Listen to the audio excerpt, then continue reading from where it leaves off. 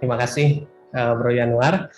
Oke, saya harap Bapak Ibu masih ini ya, masih bisa fokus ya ke depan karena ini akan lebih inilah ya, lebih strategis, lebih praktis gitu ya, lebih teknis juga Bapak Ibu ya. Oke, nah jadi kita akan bahas sosial media untuk gereja. Jadi ini lebih ke strateginya ya Bapak Ibu ya. Nah, dalam digital ministry sebetulnya ada dua faktor penting ini yang harus kita mengerti, yaitu reach publicly and connect personally. Ya. Kebanyakan pelayanan di online itu baru tahu, oh kalau pakai sosial media, pakai YouTube, pakai Instagram, itu tuh kita bisa reach publicly. Oh iya betul, ya. Bisa menjangkau orang-orang baru atau menjangkau orang-orang yang belum kenal Tuhan juga. Betul itu, Bapak Ibu ya. Tapi ternyata kita juga harus memahami bahwa online ministry itu juga harus mengcover connect personally. Yang artinya kita juga bisa ada ranah personal, bisa bicara private, bisa bicara bahkan heart to heart dengan audiens kita, ya.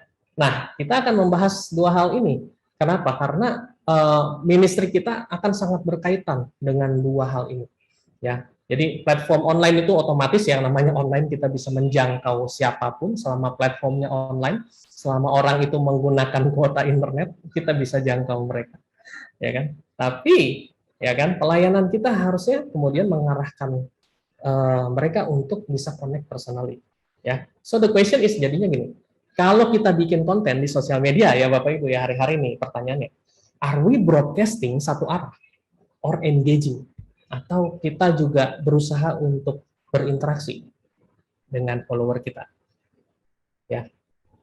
Kenapa saya bertanya ini Bapak Ibu? Karena seringkali saya menemukan, jujur aja ya, sosial media gereja itu seperti majalah dinding, Bapak Ibu. Jujur aja, saya sering menemukan isinya event ibadah semua. Isinya promosi event semua gitu, Bapak Ibu. Aduh, sayang banget gitu ya. Kalau saya merasanya agak gemes, jujur aja. Sayang gitu loh. Karena sebetulnya di sosial media tuh kita bisa melakukan banyak strategi, bukan cuma buat promosi event gitu ya. Ya itu kalau cuma promosi event hitungannya ya broadcasting aja satu arah gitu ya, atau ya kita mungkin posting-posting renungan satu arah, tapi kita tidak pernah berusaha engage, ya, menanyakan pendapat, apakah kamu butuh didoakan, apakah kamu pernah mengalami ini, dan sebagainya. Kita tidak pernah bertanya kepada audiens kita, ya. Makanya coba pendekatannya harus kita ubah, ya, sehingga kita bukan cuma broadcasting tapi kita juga engaging dengan audiens kita. Gitu. Oke, nah saya tadi sempat singgung tentang online ministry funnel di online church tadi ya, di gereja online. Nah ini harusnya kita bisa terapkan juga di gereja kita, ya. Karena secara tidak langsung kan kita juga bikin konten, betul ya. Entah itu mungkin ibadah streaming, itu kan konten juga Bapak Ibu ya. Ibadah streaming atau postingan di sosial media, ya kan. Nah, dari situ sebetulnya ada chance, ada potensi seseorang membaca, menonton postingan kita atau melihat video kita, ya kan. Dari situ ada potensi untuk dia berkomentar atau DM, atau kita mungkin dengan sengaja bikin form doa gitu ya. Nah, dari situ sebetulnya ada potensi lagi nih, semakin mengerucut, makanya disebut funnel, ya, corong, ya kan, untuk kita bisa mendapatkan data diri dari orang-orang yang masuk tadi, ya kan. Nah dari situ kita bisa masuk ke proses follow up, conversation lebih dalam lagi. Kita bisa bangun hubungan dengan dia, kita bisa dengerin curhatnya dia, kita bisa konseling, kita bisa mendoakan. Nah disinilah momen kita bisa menyampaikan pesan Injil kepada orang tersebut, ya. Dan terakhir goalnya, ya, makanya tadi kan kita goalnya tadi strateginya selalu discipleship tadi ya Bapak Ibu ya. Goalnya adalah kita membawa orang ini yang dari online funnel ini untuk bergabung ke komunitas rohani. Ya, ini bisa dilakukan karena di pelayanan saya di idcare.id kami melakukan itu, Bapak Ibu.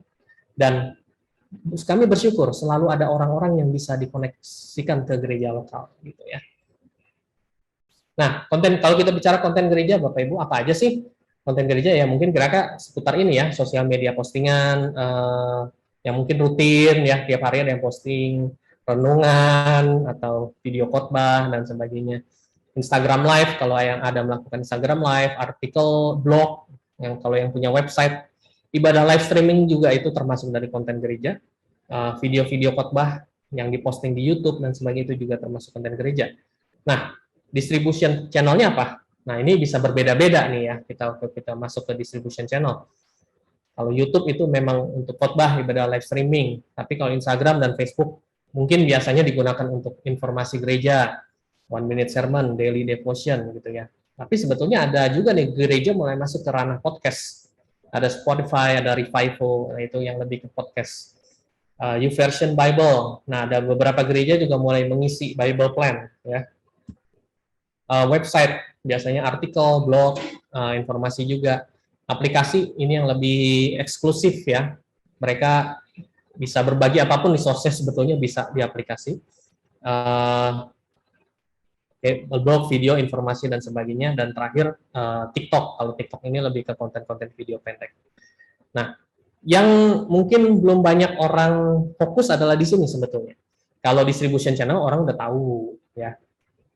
Kalau bikin konten orang udah tahu ya. Kalau ya tadi bikin konten orang udah tahu. Kalau distribution channel orang udah tahu. Tapi engagement channel ini yang orang harus mulai perhatikan. Kenapa saya tadi bilang? Karena tujuan kita reach publicly adalah untuk connect personally tadi. Ya kan? Untuk bisa dapetin data dari orang-orang yang kita follow up, untuk kita kemudian bisa follow up lebih lanjut, ngobrol dengan mereka lebih lanjut. Nah, engagement channelnya apa? Google Form. Ya. Apakah Bapak Ibu menyediakan ruang untuk orang-orang mensubmit permohonan doa misalnya, dukungan doa? Ada nggak? Kita bisa pakai Google Form Bapak Ibu. Ya kan? Atau misalnya ada yang butuh selain permohonan doa adalah bergabung ke kelompok sel misalnya. Form bergabung ke kelompok sel misalnya. Itu bisa menggunakan Google Form juga, Bapak Ibu. Ya, Facebook Chat. Ini juga engagement channel. Terutama kalau ada yang melakukan ibadahnya di Facebook ya. Ini jadi salah satu yang esensial untuk bisa standby di Facebook Chat. Kita menjawab kalau ada yang masuk di chat. Kalau di YouTube, ibadahnya di YouTube ya pakai di live chat mau nggak mau gitu ya. Itu engagement channel. Ya, kita bisa menyapa audiens gitu ya. Shalom jemaat, shalom Pak siapa gitu ya. Itu salah satu usaha untuk kita engage dengan jemaat. Live chat gitu ya kalau di YouTube. DM Instagram ini harus dimanfaatkan betul-betul Bapak Ibu. Untuk kita bisa engage, untuk kita bisa menampung respon dari orang-orang yang butuh support dari gereja. Nah, kalau di dunia marketplace DM Instagram itu jadi apa ya? Jadi platform engagement yang utama gitu. Ya, karena sales bisa terjadi di sana, penjualan bisa terjadi di sana. Ya, jadi ada orang yang butuh support, customer support, customer service, customer sales, itu di DM Instagram itu bisa. Gitu. Nah, kalau gereja gimana? Kalau ada orang butuh pertolongan, kalau mereka nge-DM di Instagram, apakah ada orang yang siap menjawab? Nah, itu pertanyaannya nanti ya. Creator Studio, ini adalah jadi Facebook itu menyediakan sebuah platform namanya Creator Studio, di mana kita bisa menjawab Facebook dan juga DM sekaligus di satu platform. Ya, lalu WhatsApp gereja, apakah kita juga membuka diri gitu untuk mau menjawab chattingan? Ya, apakah gereja juga menyediakan layanan tersebut ya untuk mendengarkan jemaat kalau ada yang butuh pertolongan, ada yang sakit kena COVID atau butuh support atau butuh didoakan dan sebagainya. Apakah gereja juga membuka ruang pelayanan untuk itu juga? Ya, Line atau Telegram adalah opsi lain, tapi menurut saya tidak terlalu esensial untuk saat ini karena WhatsApp sudah sangat menjawab kebutuhan. Nah, gitu. Nah, jadi engagement channel ini tadi penting ya, Bapak Ibu ya. Nah, kita harus mulai pikirkan nih, ya, karena salah satu peran kita tadi kalau di online bukan cuma bikin konten, posting, tapi kita juga harus siap respon, gitu kan? Respon menjawab. Kalau ada yang lihat postingan kita diberkati terus mereka butuh dukungan doa gimana gitu kan, mereka masuknya lewat apa gitu. Nah, kita harus sediakan ruang itu. Oke. Nah, search sosial media objektif, kira-kira fungsi sosial media gereja tuh ada ini.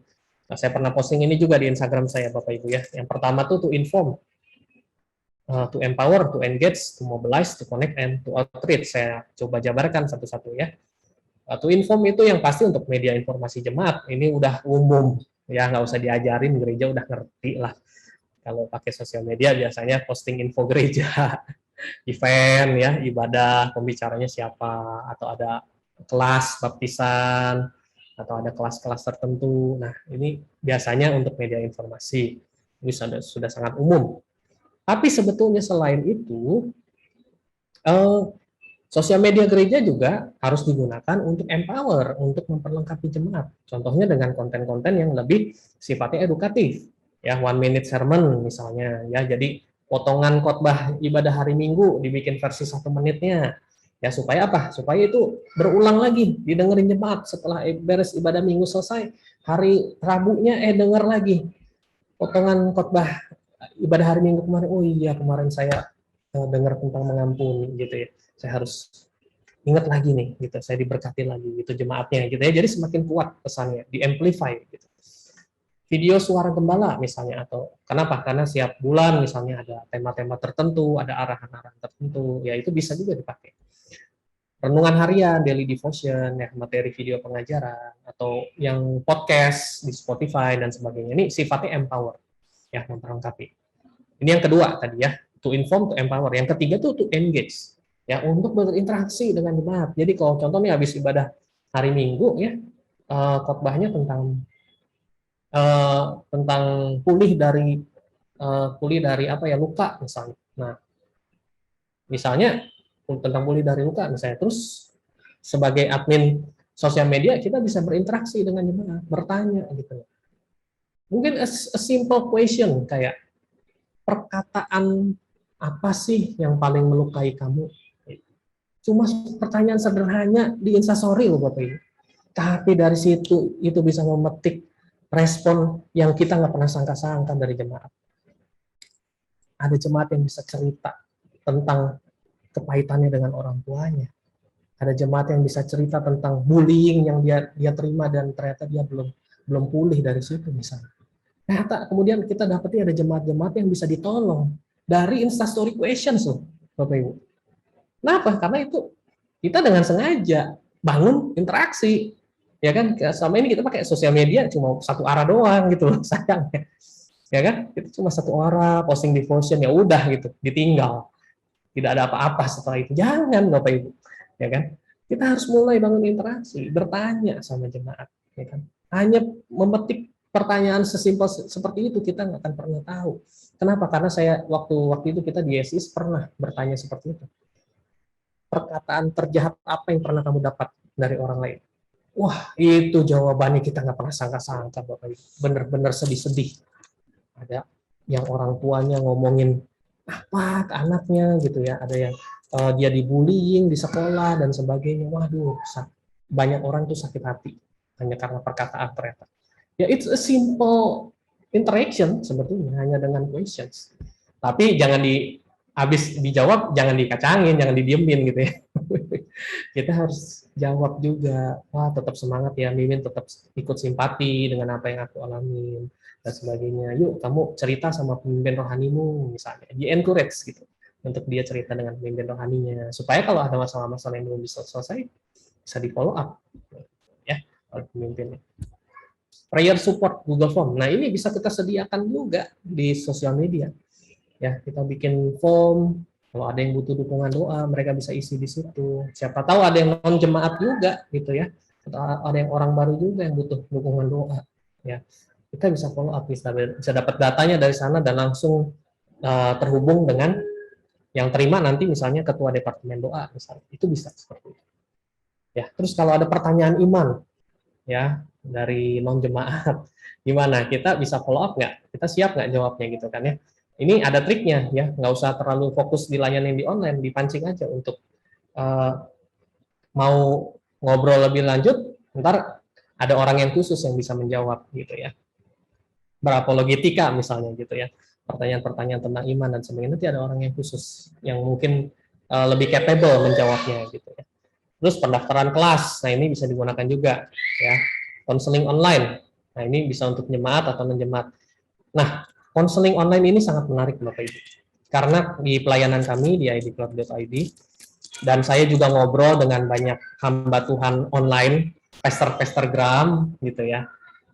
Mereka tuh banyak banget dapat curhat online, Bapak Ibu.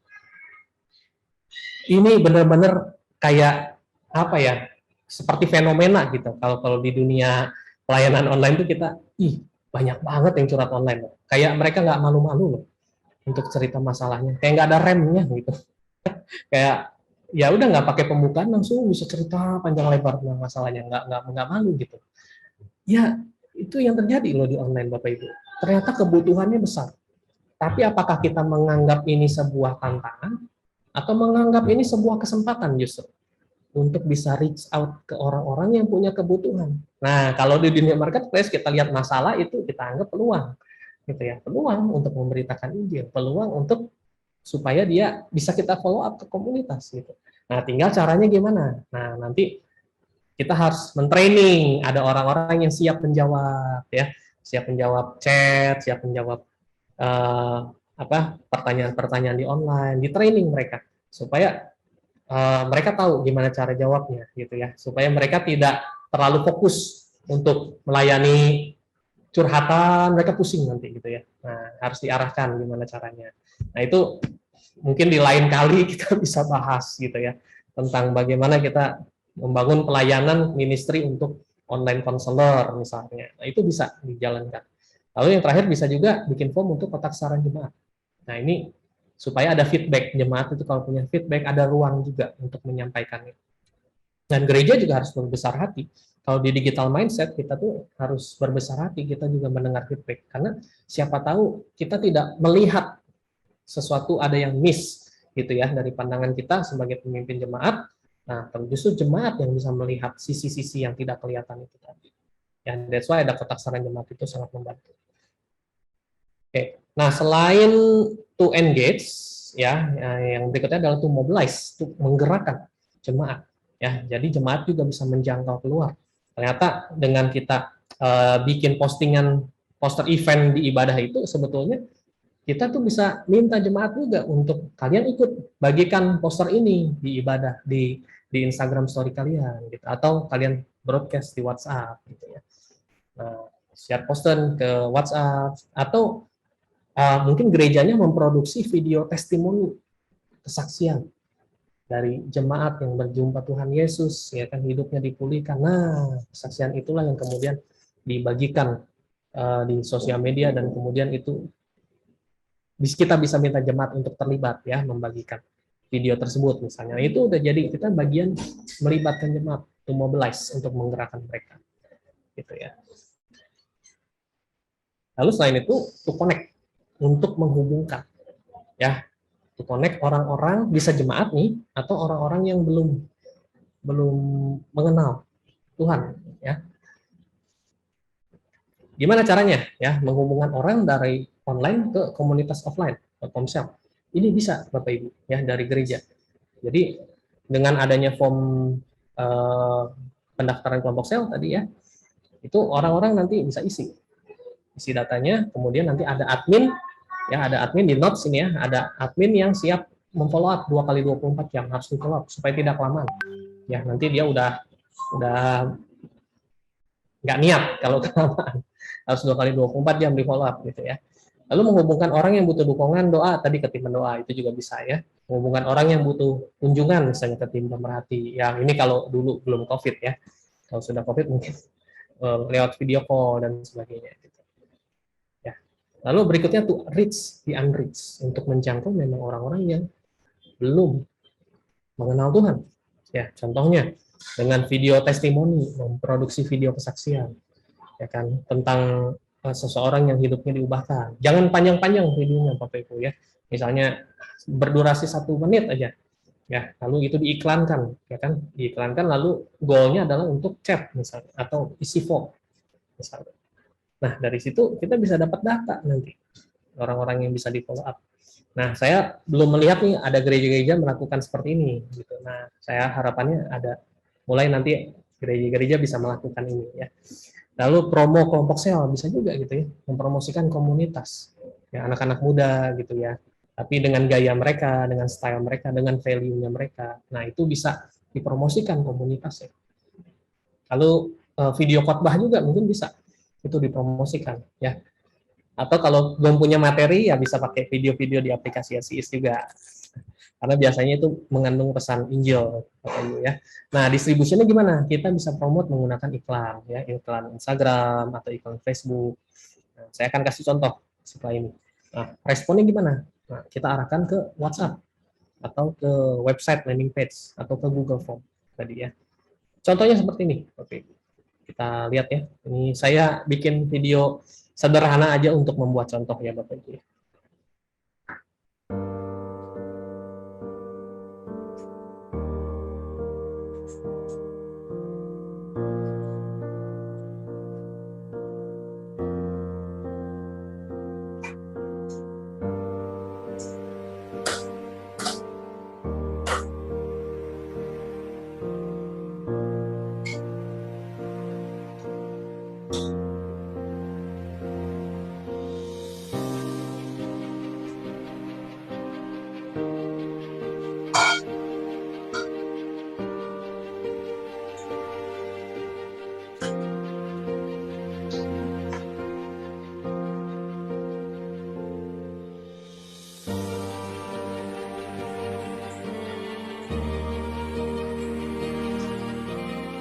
Oke, nah ini ada contoh video sederhana, video 1 menit ya mengandung pesan undangan tadi ya untuk mengenal Tuhan.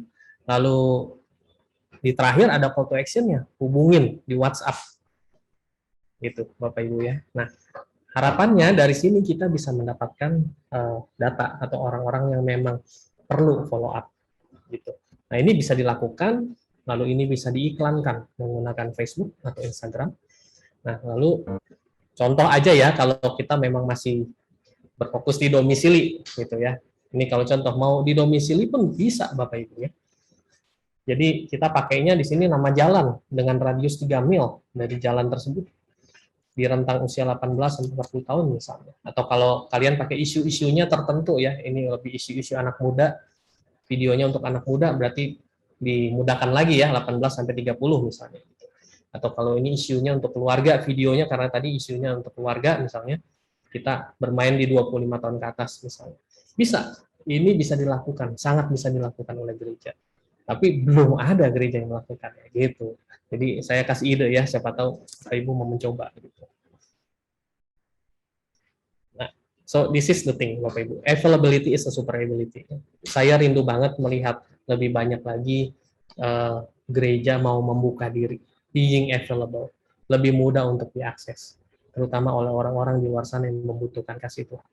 Ya, apalagi dengan adanya online, semuanya jadi lebih seamless kan, lebih mudah gitu loh. Untuk harusnya gereja mudah diakses oleh orang-orang yang membutuhkan kasih Tuhan. So saya encourage untuk gereja being available gitu ya, because availability is super ability. Hari-hari ini mungkin yang Tuhan cari ya ini gereja-gereja yang mau available. Oke. Nah, ini tips di Instagram.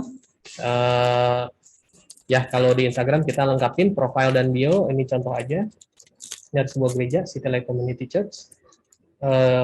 Di bio kita udah jelas ya, ada ini waktu itu ya, belum pandemi ini, ada jadwal ibadah. Ya, tapi di highlight nih di bawah digunakan juga nih highlight untuk events, komsel, dukungan doa ya. Terus kalau bergabung ke kelompok sel, komunitas gitu ya. Nah, jadi kita pakai tools-tools ini supaya bisa engage dengan followers gitu ya. Lalu ada notes itu untuk simple sermon notes ya, prayer request ini Google Form, kelas ini kalau pendaftaran kelas-kelas gitu ya. Lalu kita lihat satu contoh lagi ini dari IFJF Bandung. Nah, ini link tree-nya. Jadi di link di bio-nya ya Bapak Ibu ya. Link di bio-nya ini ada registrasi ibadah ini karena waktu itu onsite ya, udah bisa onsite. Terus link ke YouTube dan ada prayer request juga nih dia Bapak Ibu ya, Google Form. Gitu. Nah, jadi ada ruang untuk orang itu bisa submit permohonan doa. Kira-kira seperti itu Bapak Ibu. Nah, oke, kita masuk ke membangun